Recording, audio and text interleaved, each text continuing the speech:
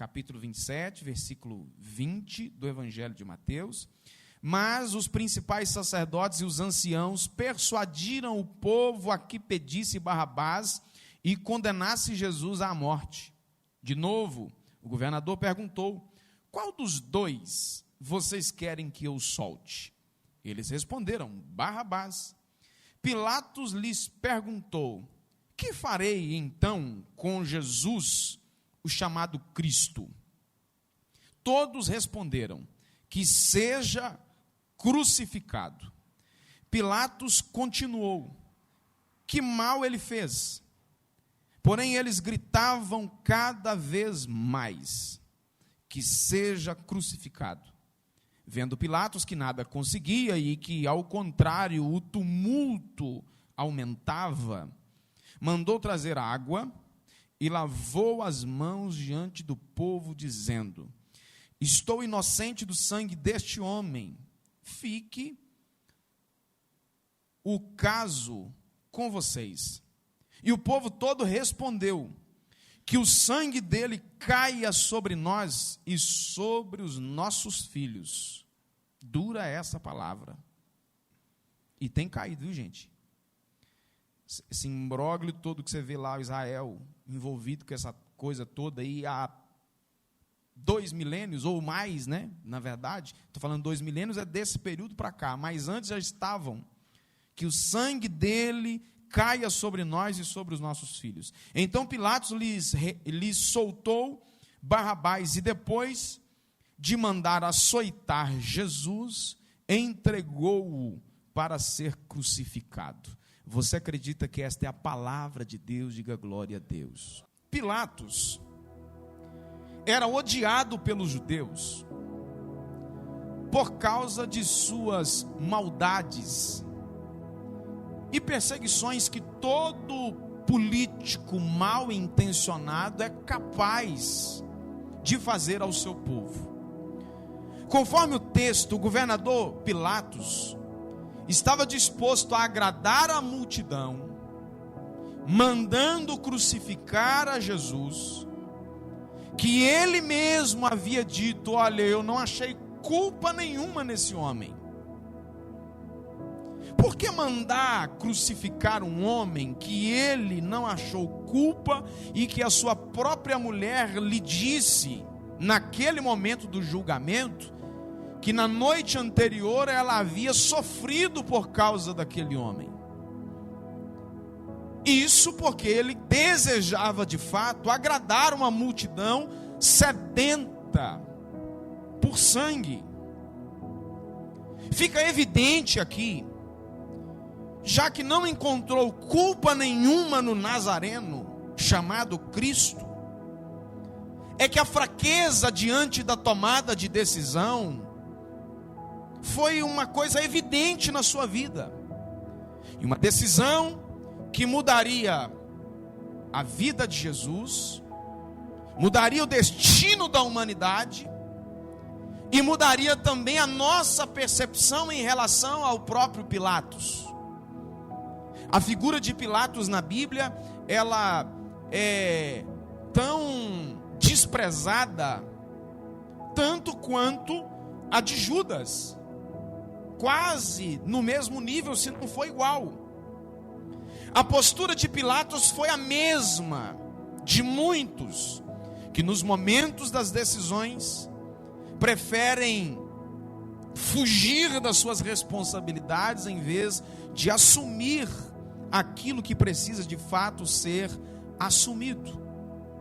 Preferem lavar as mãos. Isso aqui é o que até alguns juristas vão chamar de síndrome de Pilatos, que é numa tomada de decisão, quando a pessoa precisa assumir de fato a responsabilidade, a pessoa simplesmente, ela se omite, ela foge. Agora olha o que Tiago disse na sua carta, capítulo 4, versículo 17. Aquele que sabe que deve fazer o bem e não faz, nisto está pecando.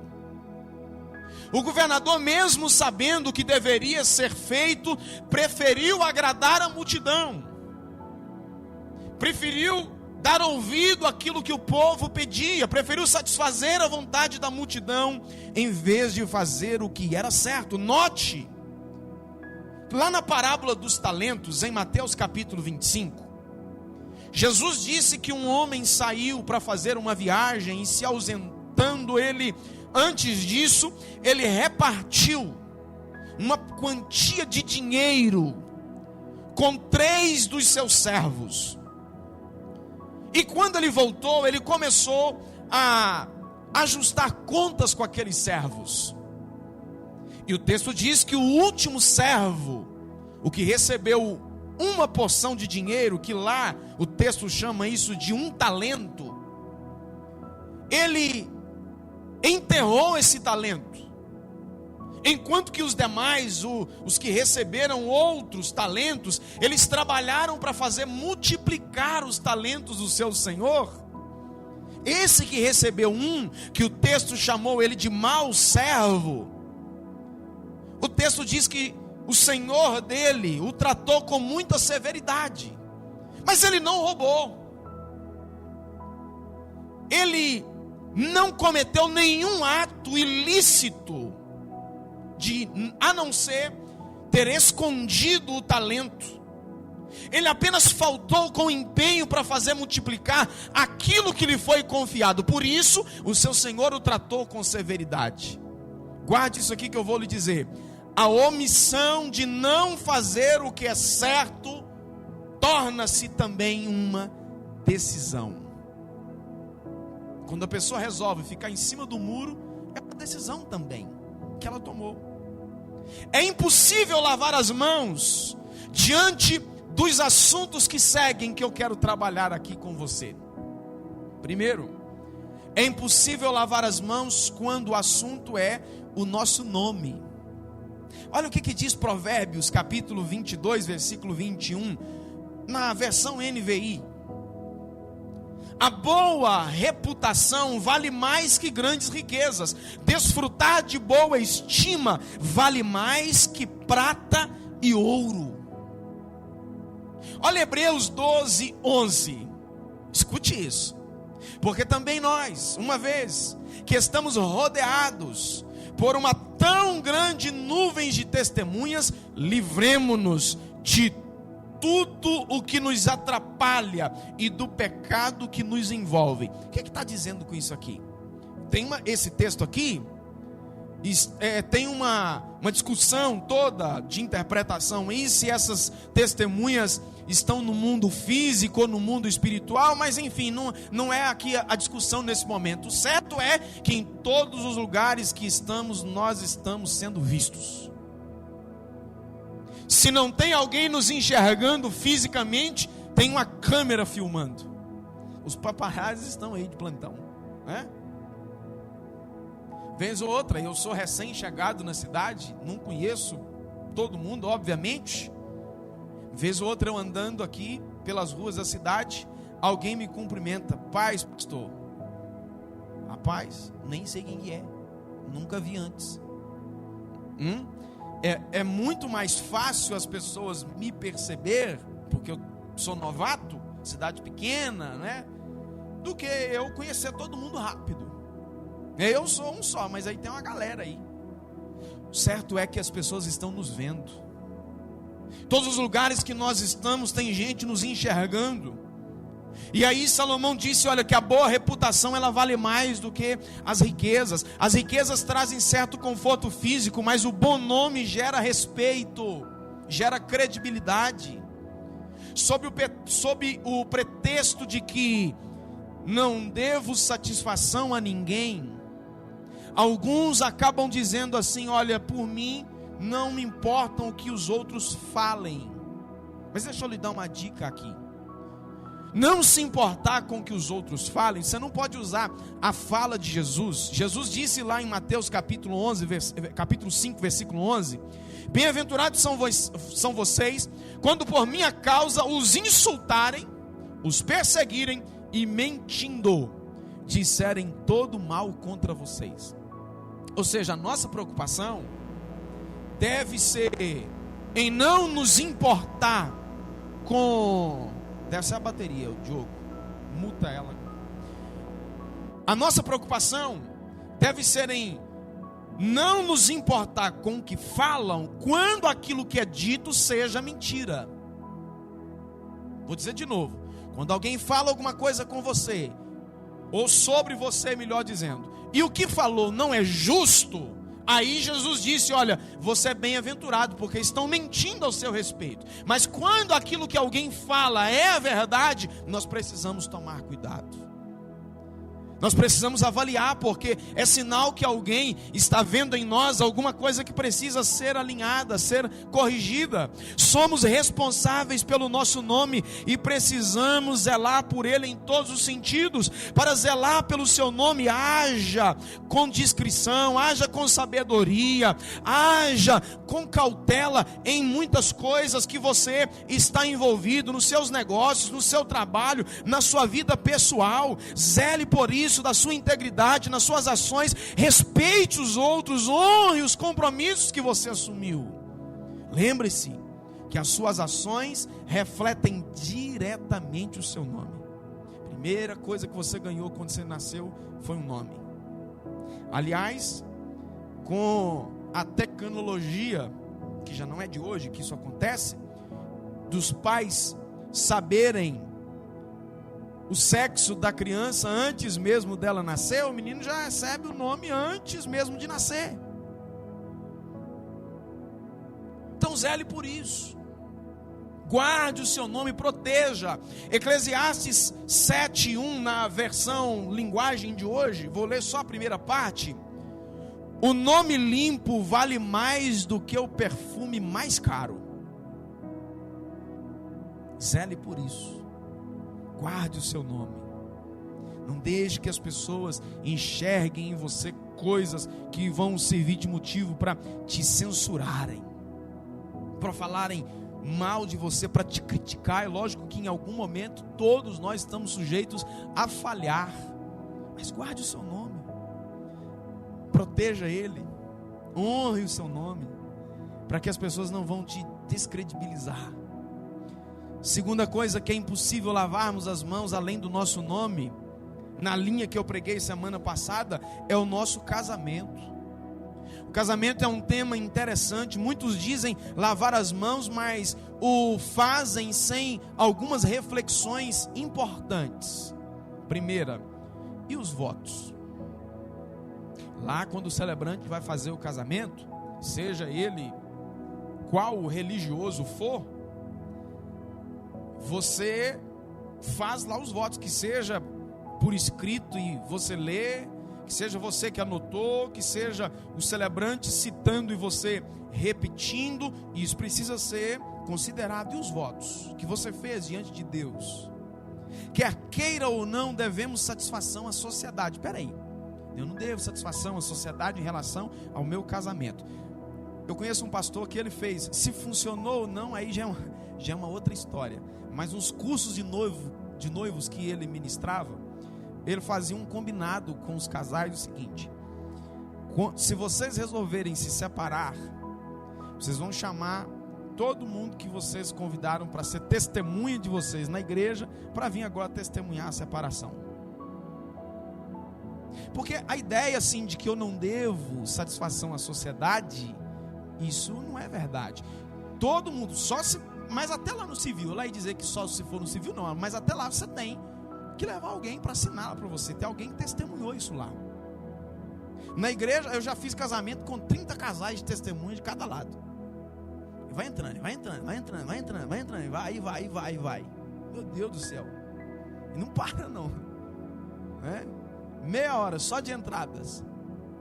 Então há um convite para que as pessoas testemunhem, a sociedade está presente. Então há uma satisfação a ser prestada em relação ao casamento à sociedade. E o futuro dos filhos? Qual a orientação bíblica sobre o casamento? Eu estou fazendo aqui perguntas para você responder. Eu também preciso ter essas respostas. Não podemos lavar as mãos quanto ao casamento. É impossível inocentar-se diante das responsabilidades da vida conjugal. A fim de fugir dessas responsabilidades, alguns pensam que se for para viver assim, é melhor separar-se. A verdade é que o melhor mesmo é que cada um confesse, assuma os seus erros diante do cônjuge. E eu quero liberar aqui uma palavra de Deus. Deus é poderoso para gerar restauração, até mesmo naquilo que parece já perdido. No entanto, lavar as mãos é impossível. O respeito, melhor dizendo, e a compreensão mútua são essenciais em um casamento, valorizando as opiniões e os sentimentos do cônjuge. Além disso, a oração conjunta fortalece e dá direção espiritual. Um exemplo bíblico disso é o casal Áquila e Priscila. Eles são mencionados na Bíblia como um casal que trabalhou juntos em prol do reino de Deus, abrindo até as portas da sua casa para receber a igreja do Senhor que reunia lá, e havia comum acordo em todas as coisas. Eu declaro que a bênção do Senhor nessa noite está sobre o casamento de cada um aqui representado. Ainda que alguma coisa tenha acontecido diferente do planejado, ainda que algo esteja saindo fora daquilo que você pensou, eu declaro em nome de Jesus que nada disso servirá de ferramenta para Satanás, para acabar com casamentos, para gerar separação, para gerar problemas maiores. Lembra de quando você dizia que você estava relacionando com essa pessoa e que era de Deus, e que você dizia: olha, eu descobri alguém de Deus, essa pessoa é de Deus para mim. Agora, não dê para o diabo aquilo que antes você dizia que é de Deus. Continue abençoando o seu casamento, continue liberando palavras dizendo: olha, que Deus abençoe. Não deixe o inimigo tomar conta disso. Oh, aleluia. Você não pode lavar as mãos. Uma terceira coisa que nós não podemos lavar as mãos é em relação aos nossos filhos. A transferência de responsabilidade em relação aos nossos filhos não é uma novidade. Em um mundo em que os pais estão totalmente comprometidos com o trabalho, às vezes de forma até exagerada, essa transferência de responsabilidades, ela aumentou demais. Tem pais que parecem estranhos aos filhos. Contudo, é dos pais a responsabilidade de ensinar aos filhos a palavra de Deus. É de responsabilidade dos pais conduzir os filhos a experiências com Deus. É também dos pais o dever de trabalhar o caráter dos filhos, forjando nos filhos cidadãos de bem. Não podemos lavar as mãos e dizer que a responsabilidade de educar os nossos filhos é do governo. Ter experiências com Deus é do pastor. E ser um cidadão de bem é uma escolha própria. Existe um elo de ligação emocional e comportamental entre pais e filhos. Quando de alguma maneira esse elo é comprometido por alguma situação que, por mais justa que pareça, alguma coisa vai ficar problemática. E lamentavelmente a gente sabe que quando isso acontece, quem acaba sofrendo as consequências disso que ficou comprometido são os filhos. Há um acúmulo de horas extras de trabalho e até quantidade de empregos em muitos pais. Mas deixa eu lhe dizer uma coisa: não há acúmulo de hora extra e nem quantidade de trabalho que justifique, que valha mais do que os nossos filhos. Os nossos filhos são mais importantes do que isso. Eu não estou aqui dizendo que você não deva trabalhar, não estou dizendo aqui que você não deva correr atrás, tem que fazer isso. Aliás, Paulo falou que quem não gosta de trabalhar, é bom também até que não coma. Paulo pegava pesado, tinha hora, viu, Lena? Você está achando que tem hora que eu que pego pesado? Você queria ver Paulo. E outra coisa, o sermão dele normalmente passava da meia-noite. né? Meu, antes da meia-noite nós enterramos ele. Seu filho vale mais do que hora extra. Não tem um CNPJ que vale mais do que sua família. A ganância tem tornado muitos pais uma espécie de estranhos aos filhos. O texto de Salmos 127, versículo 4: os filhos são heranças do Senhor, uma recompensa que Ele dá. Como flechas, diga comigo, como flechas.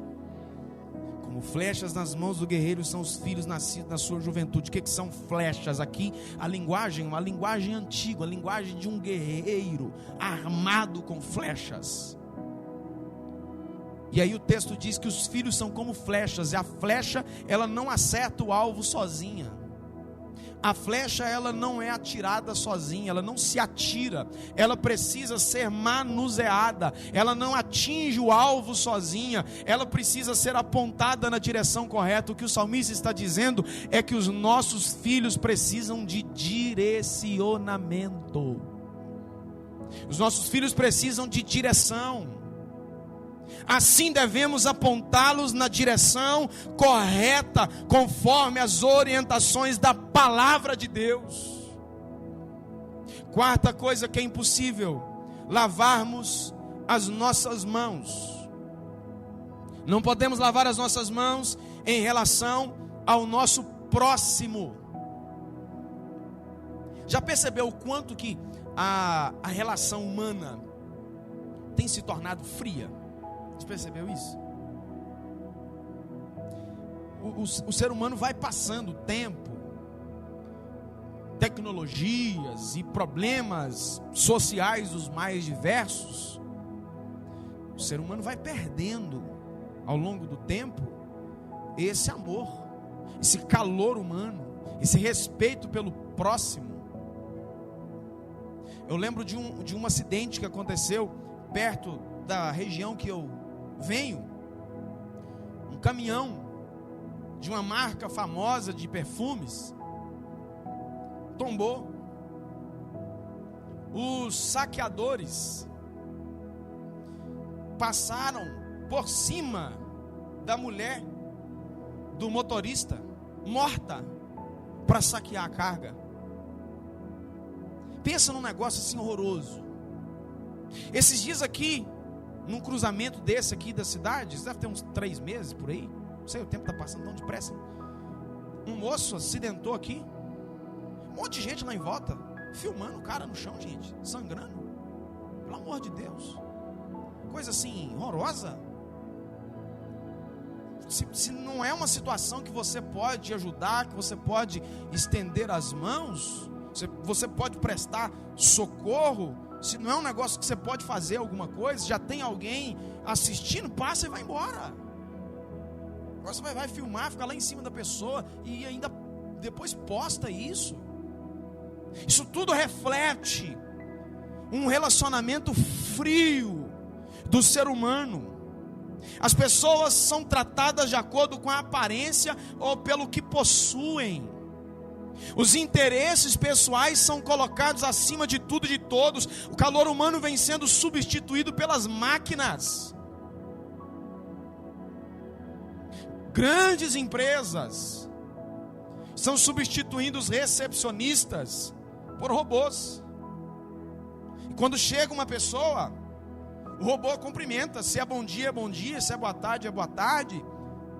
Pede o nome, pergunta com quem quer falar, direciona qual andar vai. Nós estamos ficando acostumados com as máquinas frias, na frieza de uma tela, de um telefone, de um computador, de um tablet. Eu sou da área da tecnologia.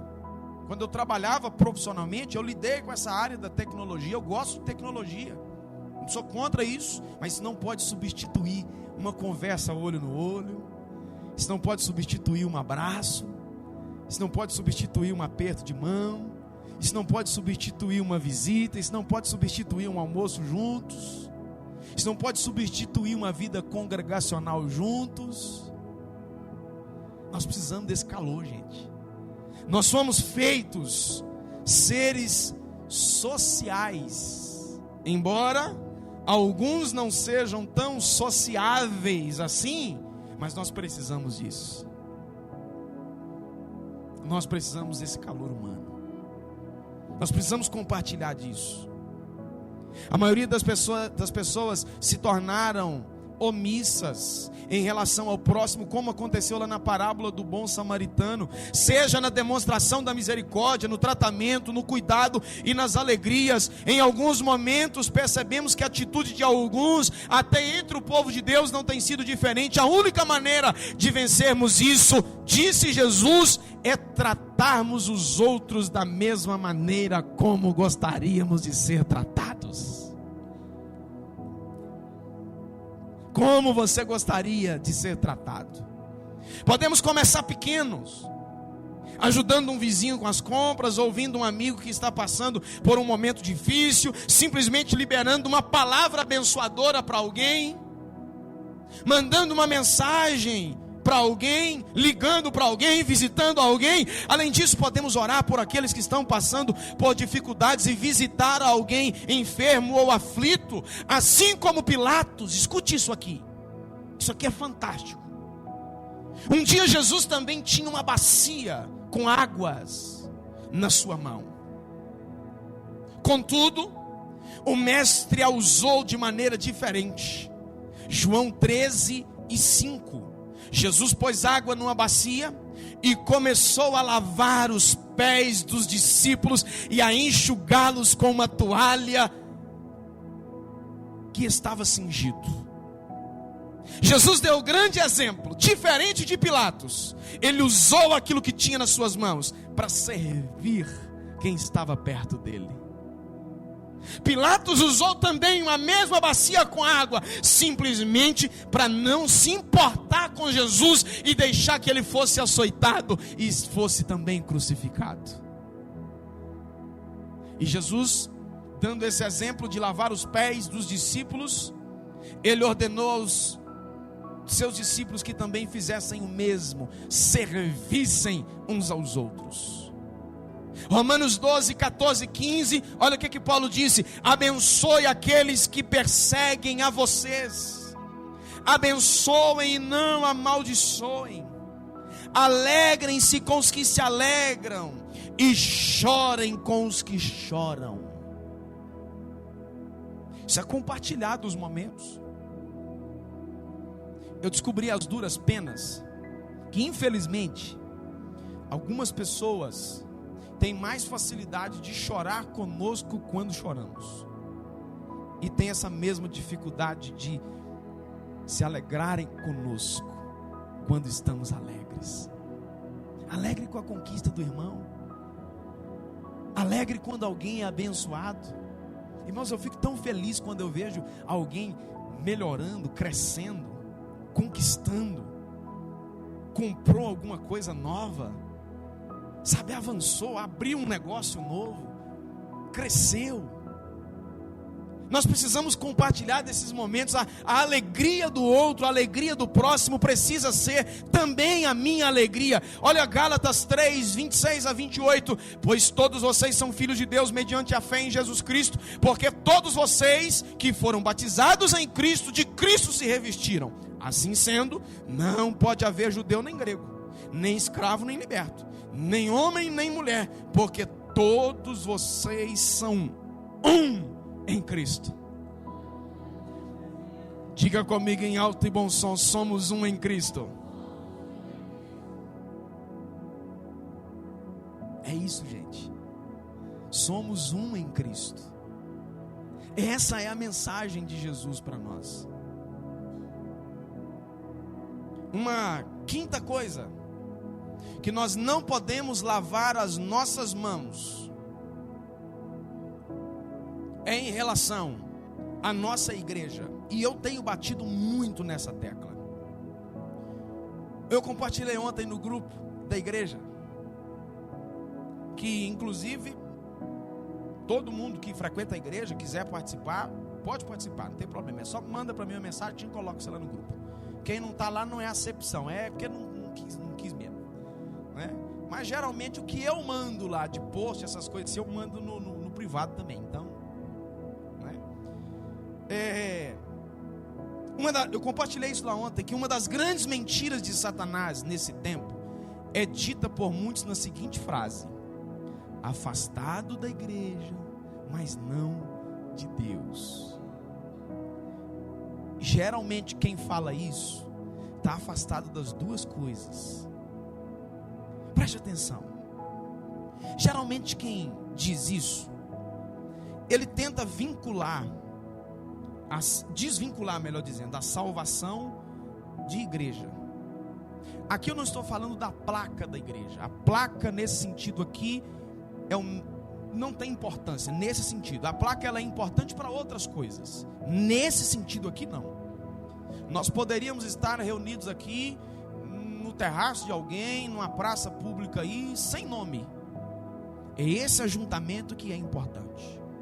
Aqui nós comungamos, aqui nós compartilhamos as nossas experiências, nós oramos, nós cantamos. Aqui nós somos edificados e nós edificamos. Quando eu prego para você, antes essa palavra fala comigo, eu me preparo para isso e corta em mim, você pode ter certeza, e muito. Então não dá para desvincular salvação de um compromisso com a igreja local. No entanto, a aliança de Deus, em um primeiro momento, não se dá diretamente com o indivíduo. Guarde isso aqui que eu vou dizer. Mas se dá com a igreja. Onde que Deus vai falar com o indivíduo as primeiras vezes que Ele vai manifestar aqui algum crescimento espiritual? É na igreja. Ele vai ouvir a palavra, ele vai ser ministrado, ele vai começar a crescer. Eu tenho feito aqui, durante o meu expediente de trabalho aqui, um discipulado com algumas pessoas que inclusive estão aqui me ouvindo agora. É assim que acontece, esse é o primeiro vínculo. A gente vai caminhar junto, a gente vai esclarecendo dúvidas, a gente vai abrindo a palavra e a gente vai mostrando. É bem difícil explicar que alguém seja salvo sem se comprometer com a igreja, porque a igreja, gente, ela é a agência responsável por pregar o evangelho. Uma vez salvo, o Espírito de Deus vai gerando no recém-convertido esse crescimento, esse envolvimento, esse comprometimento com o reino. Qual é o nível do seu relacionamento com a igreja? Tem algumas pessoas aqui que não fazem parte dessa igreja aqui como membros, estão aqui me ouvindo. Para o pessoal daqui e para o pessoal que congrega em outra igreja, qual que é o nível de relacionamento seu com a sua igreja? Como é que você pode classificar isso? Você vem à igreja só porque você gosta das músicas? Só porque você gosta da mensagem, da pregação? Só porque você gosta do ambiente, o ambiente é agradável? Estar aqui, escute isso, por alguma coisa que te agrada, vai fazer você vir aqui apenas no dia que você der na telha, como dizem os antigos. Estar aqui apenas por causa do ambiente que te agrada, vai te fazer vir aqui só no dia que você tiver extrema vontade. Não deu vontade, eu não vou. Mas deixa eu te convidar aqui para uma coisa mais profunda do que simplesmente vontade ou falta dela. Eu quero te convidar a estar aqui, ou você estar lá na sua igreja que você congrega, por uma aliança. Aliança fala de um comprometimento muito maior do que gostar ou não gostar. Esse relacionamento de aliança nos fará comprometer. Você vai ajudar a melhorar aquilo que não está legal, se doando. Esse é o relacionamento de aliança. Tem alguma coisa que não está bom, você vai se doar para ajudar a melhorar. Quando você tem um relacionamento de aliança, não haverá dificuldades, não haverá restrições para você participar daquilo ou daquilo outro. Quando você tem um relacionamento de aliança, não haverá restrições para você ser dizimista e ofertante, por exemplo. O relacionamento de aliança, ele fala de um comprometimento incondicional, de uma entrega de corpo e alma. O exemplo de aliança do salmista é fabuloso. Gilberto cuida aqui da limpeza da igreja. Ele tem um hábito antigo dele aí, pelo visto. Todo dia, quando ele termina a limpeza, ele tira uma foto da igreja e manda lá no grupo. Eu não sei se ele tira, você deixa aquele negócio salvo lá e só vai compartilhando de novo. Não sei o que é o negócio não, né? E aí, o seguinte, ele compartilhou lá hoje e eu respondi por baixo com uma pergunta para os demais do grupo. Falei, que imagem, o que essa imagem fala com você? Na hora que alguém começou a responder lá e até citou o texto, eu havia acabado de ler esse texto. Olha o exemplo do salmista, que exemplo fantástico. Na expectativa de estar na casa de Deus, o salmista sentiu ciúmes até dos pardais e das andorinhas que faziam um ninho perto do altar do Senhor. Ele disse, olha, até os pardais encontrou lugar junto dos seus altares, as andorinhas. Em uma intensa declaração de amor que se segue, o salmista disse no Salmo 84:10, um só dia nos seus pátios é melhor que 1000 dias em qualquer outro lugar. Eu prefiro ser porteiro da casa do meu Deus a viver na morada dos perversos. Sabe o que é isso, gente? Aliança. É o desejo ardente, é a entrega comprometida. Hebreus 10:25, caminhando aqui para eu fechar. Não deixemos de nos congregar como é costume de alguns.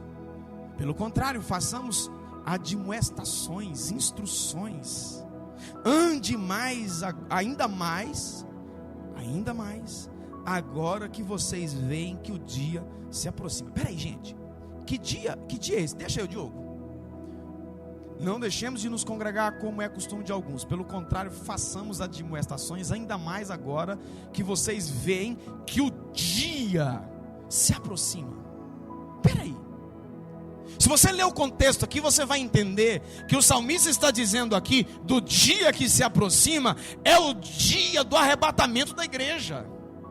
É o dia que a igreja vai deixar essa terra ruim, imoral, podre, sem graça, para estar com Jesus nas mansões celestiais. É esse dia. Aí peraí, se congregar não é importante, por que o texto diz então, olha, não deixe de congregar porque o dia está perto? Fica firme, anda junto, mantém aliança, entende? Então é isso. Sexta coisa que nós não podemos lavar as mãos, totalmente atrelado ao que eu disse agora, nós não podemos lavar as nossas mãos quando o assunto é o nosso chamado. Deus nos chamou. Essa aliança com sua igreja te levará ao nível de serviço. No reino de Deus não há pessoas inúteis. Vou repetir. No reino de Deus não há pessoas inúteis. Todos vocês que estão me ouvindo aqui, se haver uma entrega de todos, todos podem ser úteis de alguma maneira. Paulo disse, olha, quando vocês se reúnem, um tem salmo, outro tem cântico, um tem profecia, outro tem revelação.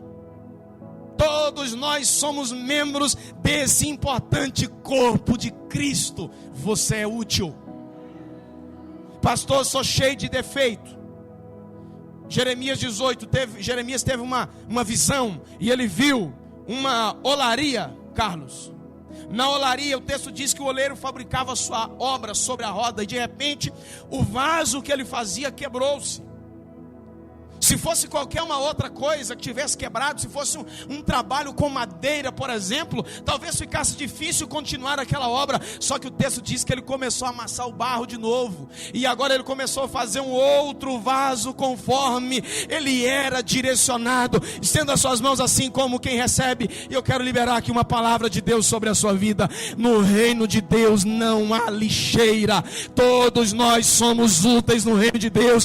Você pode ter chegado aqui aqui moído, quebrado, dilacerado, só os cacos. Oh, você pode achar que não tem jeito para você, mas eu tenho uma palavra para te dizer: o oleiro continua fazendo a sua obra sobre a roda. Oh, aleluia! E ele não vai descartar você, ele vai começar a preparar uma nova obra, uma obra grandiosa. Não se classifique diferente daquilo que Deus vê a sua vida. E quando Deus olha para você, Ele não te vê alguém descartável, Ele não vê você como alguém inútil.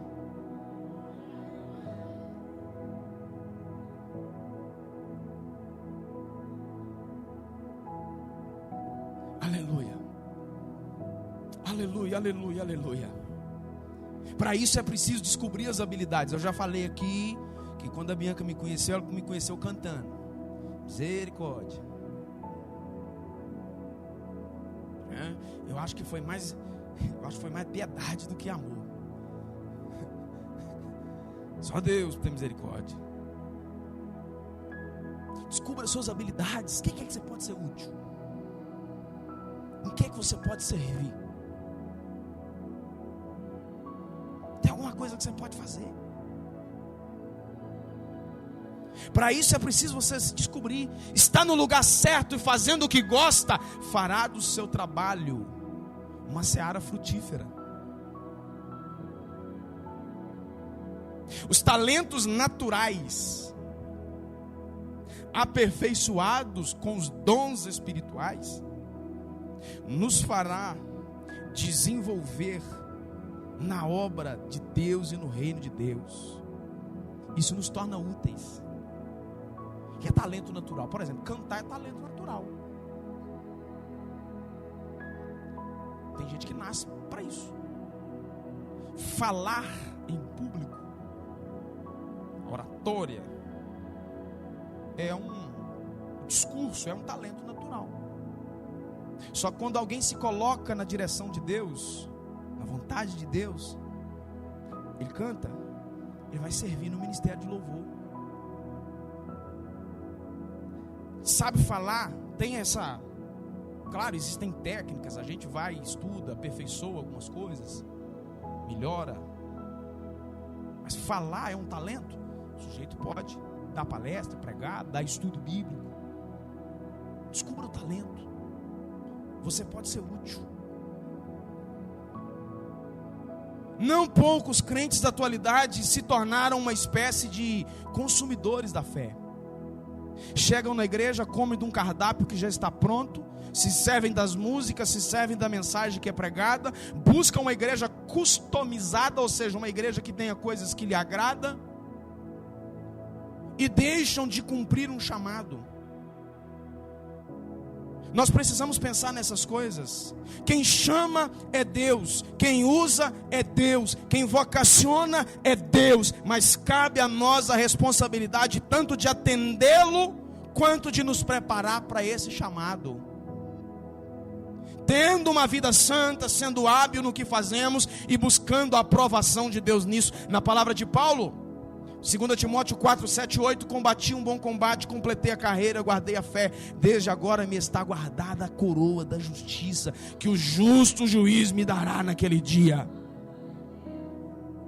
Nas palavras de Jesus, Atos 9, 62, ninguém que põe a mão no arado e olha para trás é apto para o reino de Deus. Sabe o que Jesus falou isso? Fico de pé que eu vou falar com você de pé. Arado aqui era uma ferramenta usada para fofar a terra.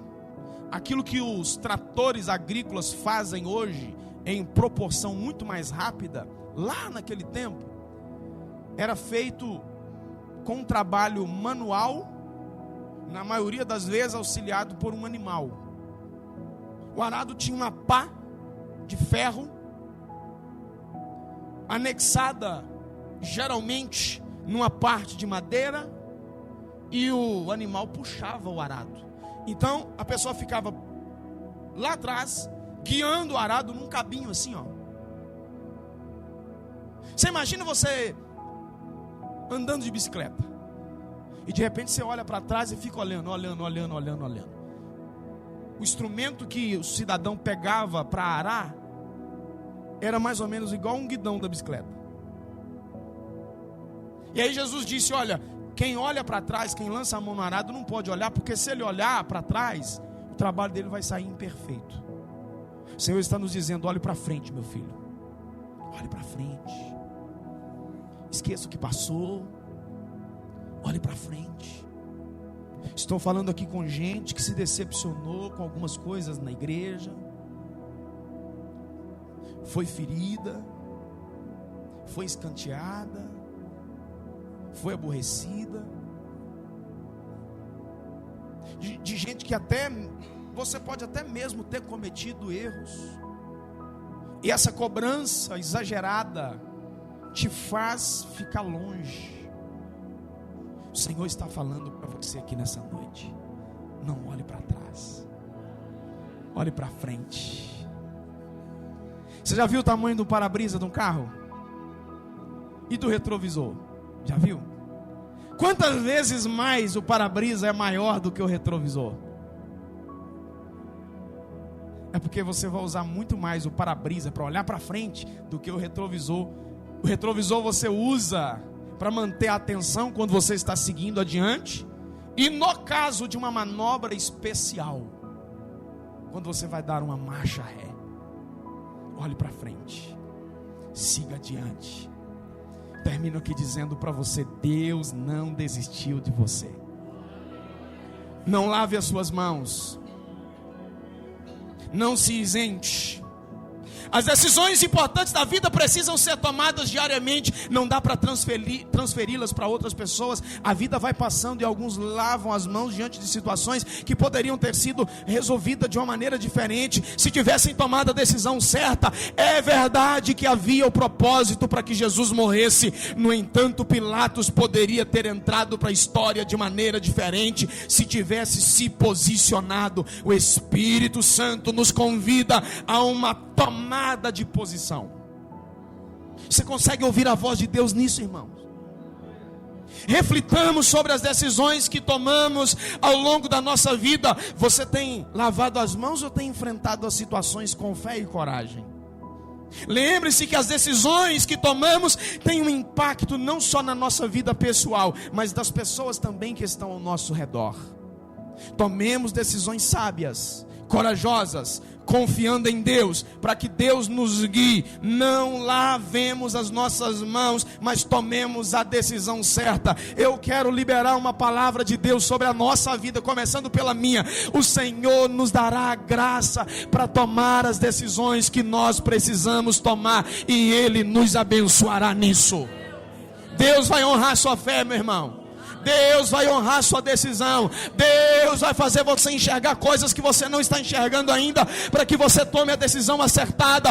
Deus vai abrir portas, creia nisso. A partir do momento que você se posicionar, a partir do momento que você dizer que vai dar certo e você tomar essa decisão, Deus vai abrir portas para você.